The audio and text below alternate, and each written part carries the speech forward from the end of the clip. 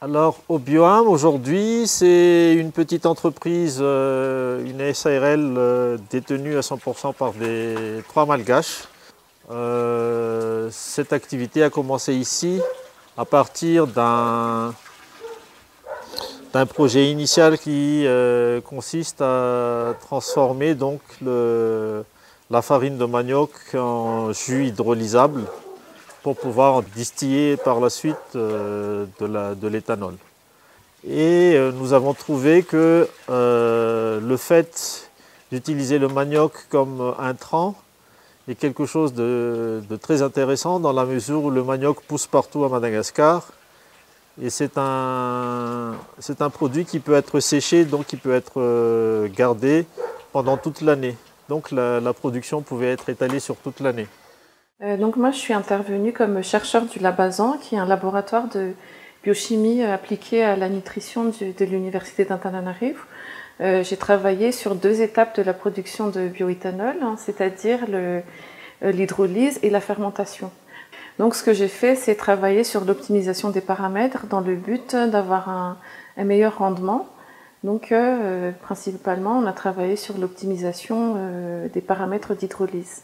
Oui, parce qu'en fait, l'amidon doit être transformé en sucre avant d'être fermenté et à terme donc de produire l'alcool. Et c'est pour ça que dans le but d'avoir un meilleur rendement, c'est important de travailler sur les paramètres d'hydrolyse. Pour la dernière étape, donc, qui est la distillation dans la fabrication de l'éthanol, il y a un travail bibliographique qui a mené à l'utilisation d'une garniture structurée, donc pour améliorer les rendements de la colonne à garnissage. Donc voilà la garniture structurée. En fait, l'intérêt de la collaboration scientifique est triple.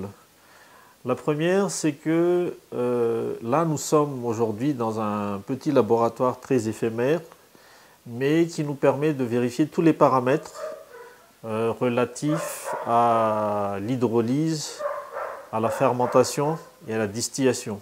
Donc à chaque étape, tous ces paramètres-là, on les a identifiés grâce aux collaborations scientifiques avec les universités et avec les différents experts. Le deuxième intérêt de la collaboration scientifique, c'est l'enrichissement mutuel en termes de partage. Nous allons disposer d'informations de terrain.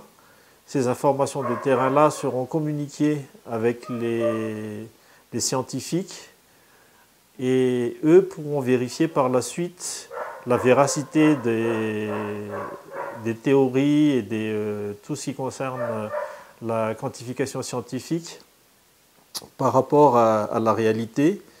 Et ça nous permet par la suite de rapprocher les informations pour permettre une amélioration des savoir-faire. Et le troisième et dernier intérêt, c'est tout simplement la capitalisation des savoirs. Cette capitalisation des savoirs est à notre avis quelque chose de capital parce que ça permet à tout le monde de ne pas refaire la roue, recréer la roue à chaque fois que quelque chose doit être fait. Ici, nous sommes sur le site de Mandaltsumak, dans la commune d'Ambuizanak, dans le Antananarivo Tsimram. Et c'est ici que va se situer l'année prochaine le premier site vraiment industriel d'eau Bioam, qui produira 2000 litres jour. Mais en attendant, nous en avons fait un parc à bois. Alors le parc à bois consiste essentiellement à produire des boutures de manioc afin de pouvoir les reproduire. Et ici, nous avons trois variétés de manioc qui ont été récupérées auprès du FOFIFA, qui nous ont aidés.